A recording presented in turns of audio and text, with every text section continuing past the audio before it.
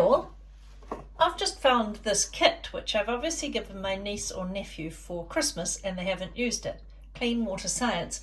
So I thought I would use it and make a video for you because it's really important to know that 1/5 of the world's population don't have access to clean drinking water. Alarming water facts. 3/4 of all illnesses, 3/4 of all illnesses and deaths in the developing world are caused by diseases carried by water, one such as cholera. And here's the real shocker. 2 million children die each year from drinking dirty water. 2 million. That means 2 million children have drunk dirty water, not on purpose, contaminated water, and have died. Imagine how many more just simply get ill. Do you think it's right that in the world 2 million people can be dying from contaminated water? Well, one of the things that you can do is you can become curious and learn how to clean water. You know, this is on a tiny scale here, our little experiment. Here's my dirty water. But you know, scientists, this can be you one day, can figure out ways to create this on a larger scale. Now this kit has several experiments. I'm starting with experiment 1, which is simply filtering water. Do you know that you can filter water through gravel and sand and carbon and it can become clean? If you're watching this and you're at UWC, there is actually a sand garden at school where the water comes from the big field, is collected and goes through the sand garden and is cleaned. I don't think for drinking purposes, but certainly clean enough to put back onto the plants within the school. So listen, this is a small scale experiment, but all things start small scale and all things start curious. So what I've got here is a glass, and this is just a platform for holding the filter. This is a filter paper. I've put filter paper in here. So I'm going to put that there and the water will drain through there for a final filter.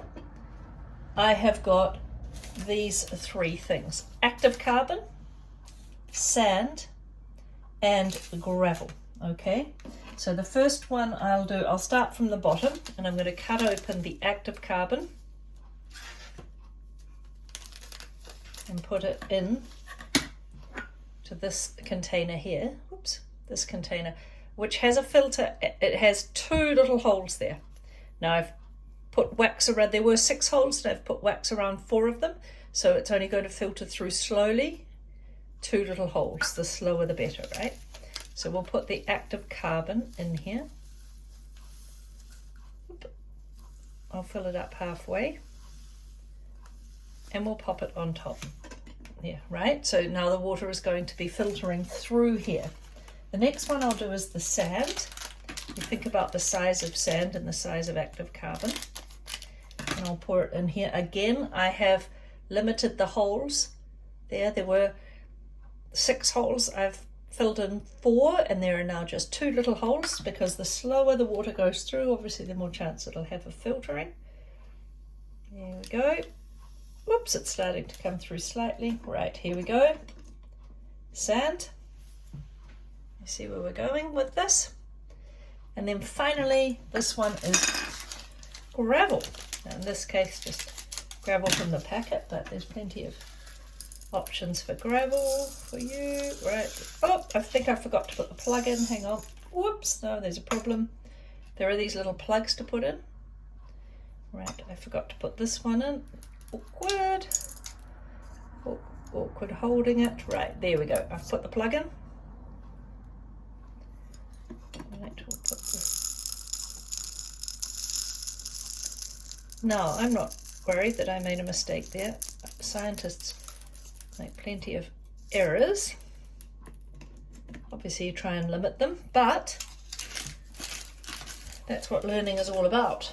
Next time I will remember, or maybe won't. I think if you talk to any scientist, an interesting question, how many errors they make in an experiment. The point is we learn. Right, so can you see now we've got here gravel, sand, active carbon, and a filter. And some dirty water. Right. Let's turn this way so you can see it better. Right. This dirty water is going through. We'll see what comes out at the bottom. Give it a bit more of a stir up so it's dirty. I just got this dirt from the garden. Put it in some water. Here we go. Whoop.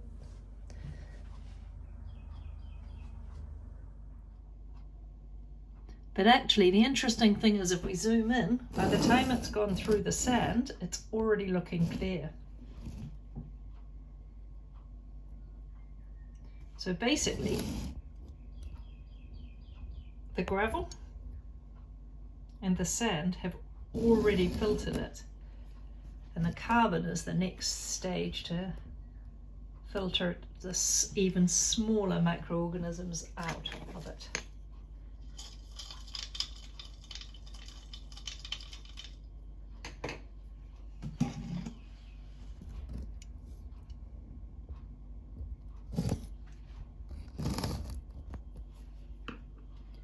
Now I wonder if this could be on a larger scale, because there's definitely clear water coming through there, and this is what I poured in.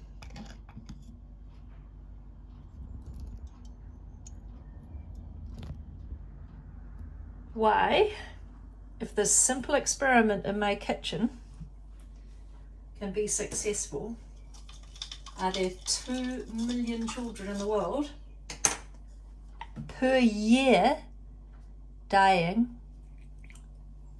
2 million children dying of waterborne illnesses.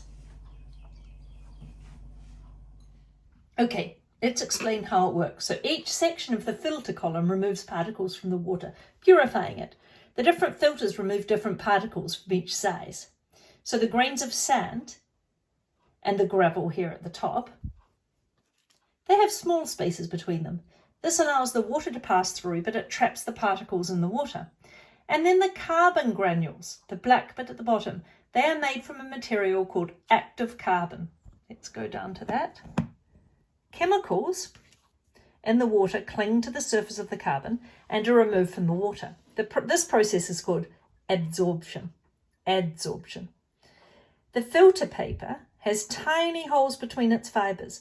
Water trickles through these holes, but particles larger than the holes are trapped. It's particularly effective in filtering oil. The filter column demonstrates the principles used at water purification plants. A plant is not, in this case, is not something that grows in the garden, but like a place where they purify water, which supply drinking water to households.